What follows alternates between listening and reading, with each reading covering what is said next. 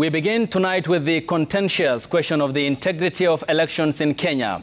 And tonight, the Elections Observation Group ELOG wants the Independent Electoral and Boundaries Commission IEBC to conduct a thorough cleanup of the voter register or prepare a new one altogether ahead of the 2027 general election.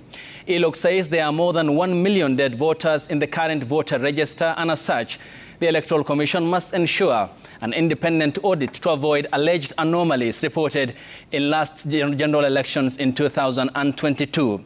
Here's Stephen Leto with that report. As the political class realign themselves ahead of 2027 elections and the process of reconstituting the country's electoral body IEBC gets underway, election observers have added their voice to concerns expressed over the integrity of the current voters register.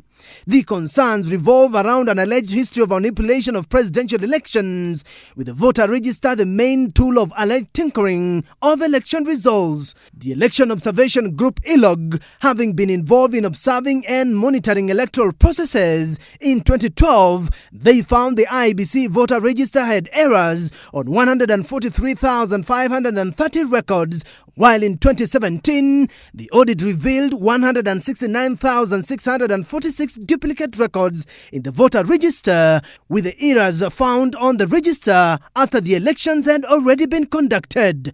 ELOG says KPMG, the audit firm that was contracted by IEBC in 2017, expressed concerns that there could have been as many as 1,037,260 dead voters in the same register that flagged over 169,000 duplicate records.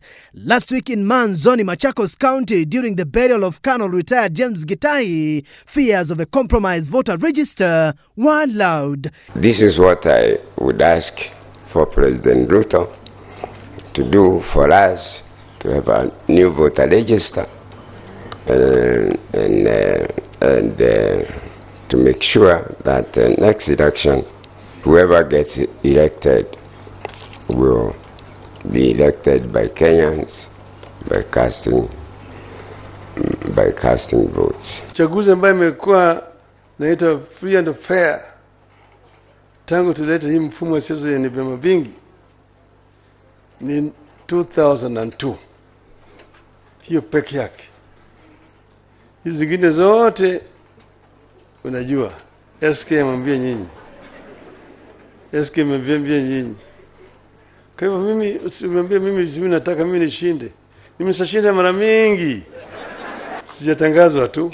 ELOG says the problem with dead voters had been addressed by the use of the KIMS kits through the biometric registration and identification of voters. But in the last general elections, the election observer says there were cases which necessitated the use of a manual identification of voters, exposing the integrity of the election. ELOG has further taken the registrar of births and deaths to task for failing to provide an official list of dead voters to help in the audit of the register used in 2017. In addition, ELOG observed that there were concerns about the transfer of voters, cleaning and certification of the final register that were not properly addressed by the IEBC.